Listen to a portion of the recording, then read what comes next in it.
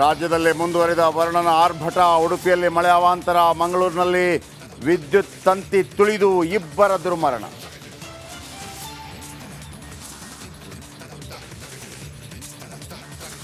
ಕೆಂಪೇಗೌಡ ಜಯಂತಿಗೆ ಎಚ್ಡಿಡಿ ಎಚ್ಡಿಕೆಗೆ ಇಲ್ವಾ ಆಹ್ವಾನ? ಕಾಂಗ್ರೆಸ್ ವಿರುದ್ಧ ಮೈತ್ರಿ ಸರ್ಕಾರ ವಾಗ್ಬಾಣ. ಸಿದ್ದರಾಮಯ್ಯ ಸರ್ಕಾರದಿಂದ ದ್ವೇಷದ ರಾಜಕಾರಣ, ಅಶೋಕ್ ಕಿಡಿ. ಕಾಂಗ್ರೆಸ್ ಹೆಚ್ಚುವರಿ ಡಿಸಿಎಂ ಹುದ್ದೆ ಬಡಿದಾಟ, ಹೈಕಮಾಂಡ್ ತಲುಪಿದ ಗದ್ದುಗೆ ಗುದ್ದಾಟ. ಡಿಕೆಶಿ ವಿರುದ್ಧವೇ ಸಿದ್ದರಾಮಯ್ಯ ಬಣ ಮಸಲತ್ತು ಮಾಡ್ತಾ ಇದೆಯಾ? ಸೆಂಟ್ರಲ್ ಜೈಲಿನಲ್ಲೇ ದರ್ಶನ್ ಮೌನಕ್ಕೆ ಶರಣು. ಪೊರ್ಕಿ ನೋಡೋಕೆ ಅಭಿಮಾನಿಗಳ ದಾಂಗುಡಿ. ಕಾರಾಗೃಹದ ಅಧಿಕಾರಿಗಳಿಗೆ ಟೆನ್ಷನ್. ಎಸ್ಡಿಎ ಎಫ್ಡಿಎ ಪರೀಕ್ಷಾ ನೇಮಕಾತಿ ಅಕ್ರಮ, ಆರ್ಡಿ ಪಾಟೀಲ್ ಸೇರಿದಂತೆ 10 ಮಂದಿಯ ಜಾಮೀನು ಅರ್ಜಿ ವಜಾ. ಕಲಬುರಗಿ ಜಿಲ್ಲಾ ಕೋರ್ಟ್ ಮಹತ್ವದ ಆದೇಶ.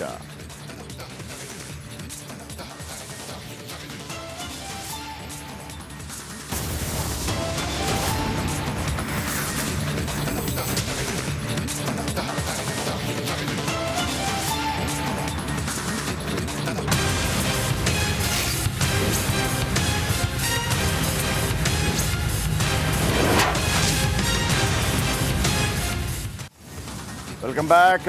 ಕರಾವಳಿ ಭಾಗದಲ್ಲಿ ಸಾಕಷ್ಟು ಮಳೆಯಾಗ್ತಾ ಇದೆ, ಜೊತೆಗೆ ಮಡಿಕೇರಿ ಭಾಗದಲ್ಲೂ ಮಳೆಯಾಗ್ತಾ ಇದೆ.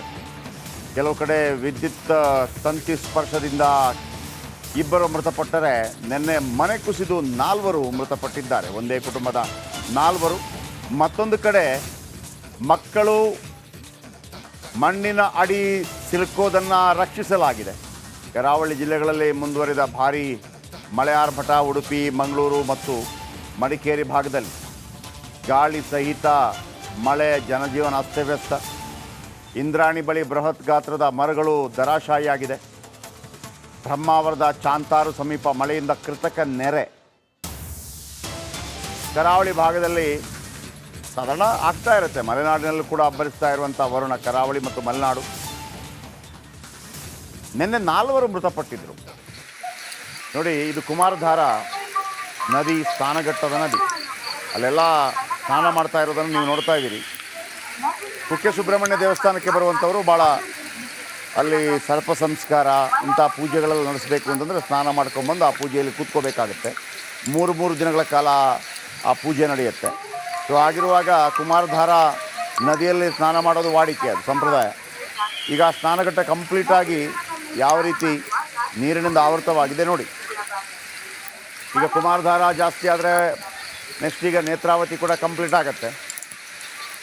ಕುಮಾರಧಾರ ನದಿ ಕುಕ್ಕೆ ಸುಬ್ರಹ್ಮಣ್ಯ ದೇವಸ್ಥಾನದ ಮುಂಭಾಗದಲ್ಲಿರುವಂಥ ನದಿ. ಆಮೇಲೆ ಉಡುಪಿಯಲ್ಲೂ ಕೂಡ ಭಾರಿ ಮಳೆ, ಇಂದ್ರಾಣಿಯಲ್ಲಿ ಭಾರಿ ಮಳೆ, ಬ್ರಹ್ಮಾವರದಲ್ಲಿ ಮಳೆ,